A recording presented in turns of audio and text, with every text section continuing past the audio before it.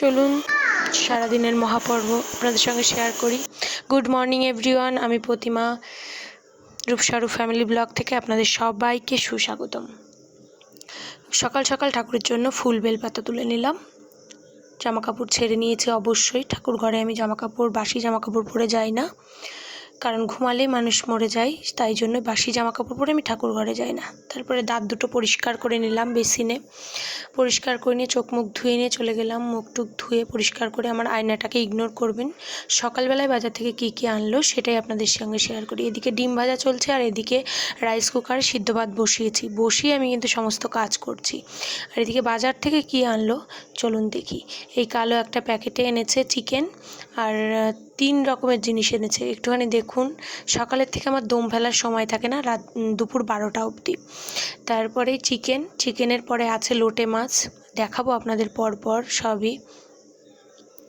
লোটে মাছ আছে, লোটে মাছের পরে আছে মায়া মাছ। এই দেখুন মায়া মাছটা কি সুন্দর, একদম চকচক করছে, বেশ বড় বড় ডিমওয়ালা মায়া আর লোটে।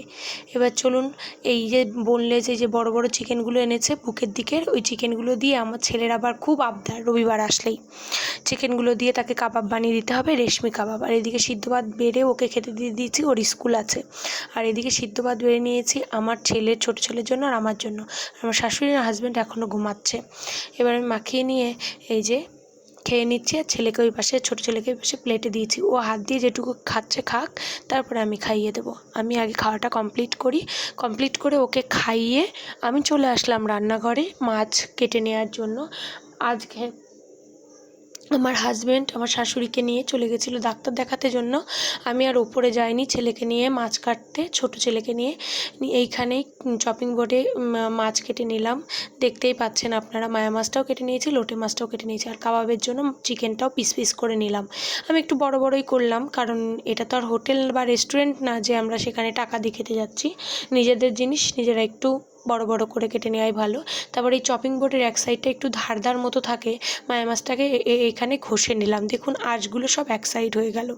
এবার পরিষ্কার করে ধুয়ে নিলাম, লোটে মাছটাকে ধুয়ে নিয়েছি। দেখুন মায়া মাছের গায়ে একটা পর্যন্ত আঁশ নেই, এত পরিষ্কার করে ধুয়েছি। তারপর চিকেনটাকেও, যেটা রান্না করব আলু দিয়ে, সেটাকে আলাদা করে নিয়েছি। আর এই যে মেটেগুলো, ছোটো ছেলে এই মেটেটাই খাবে, স্টমাকটা, আর কিছু খাবে না।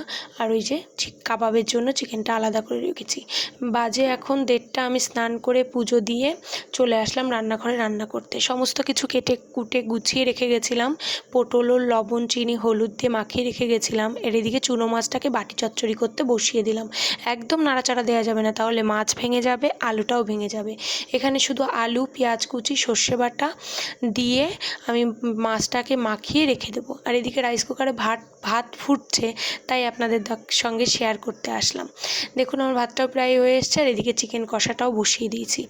কষানো হয়ে গেছে, এদিকে জল দিয়ে দিলাম, অল্প জল দিলাম, কারণ বেশি ঝোল করব না। রাত্রেবেলা আবার রুটি করতে হবে কাবাবের সঙ্গে। দেখুন সকালে রান্না করেছি, দুপুরে করলাম, আবার রাত্রেবেলা করবো। এই যে সবাইকে আবার খেতে দিয়ে দিলাম, খেতে দিয়ে নিজেও খেয়ে নিলাম, সঙ্গে ছেলেকেও খাইয়ে নিলাম, ছোটো ছেলেকে খাইয়ে নিয়ে আমি তো খেয়ে উঠেই অমনি কাবাবটা ম্যারিনেট করে ঢেকে সারাদিনের জন্য ফ্রিজে রেখে দিলাম। আবার সন্ধ্যাবেলায় বের করে দেবো কুকিং করার আধা ঘন্টা বা 1 ঘন্টা আগে। এই দেখুন কাবাবটা বানিয়ে নিয়েছি।